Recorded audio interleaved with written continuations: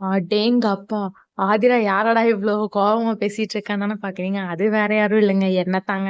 என்ன நடந்துச்சுன்னு பாத்தீங்கன்னா, இன்னைக்கு சண்டே மார்னிங் காலையில எந்திரிச்சதே காலையில இல்ல, எந்திரிச்சதே 10 மணிக்கு தான்.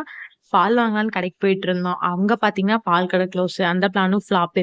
கொஞ்சம் தூரத்துல ஒரு கடை இருக்கு. அங்க நடந்து போய் பால வாங்கிட்டு வந்துட்டு இருந்தோங்க. வந்து எதிர்த்த வீட்ல மேல டீய வச்சு குடிச்சிட்டு, பாப்பா பிஸ்கெட்லாம் உட்காந்து சாப்பிட்டு இருந்தா. அவங்க அம்மா உட்காந்து அவளுக்கு ப்ராஜெக்ட் இருக்கு செஞ்சுட்டு இருந்தாங்க.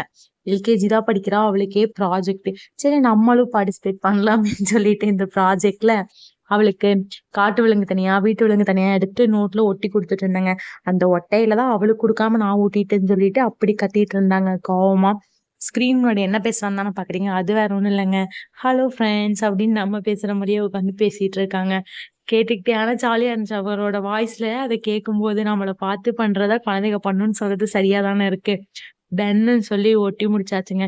பசி தாங்க முடியல வந்து முட்டைய ஒண்ண உடைச்சு ஊத்தி புரோட்டீன் ரிச்சா இருக்கட்டும்னு ஒரு ராகி சேமியாவ செஞ்சு சுட சுடங்க. ஆனா பசியில என்ன பண்ண முடியும்? 11 மணி ஆயிடுச்சு. சாப்பிட்டேங்க. அவ்வளதான். இன்னைக்கோட மினி வ்ளாக் பார்த்தாச்சு. இனி அடுத்த வ்ளாக்ல சந்திக்கலாம். பாய்.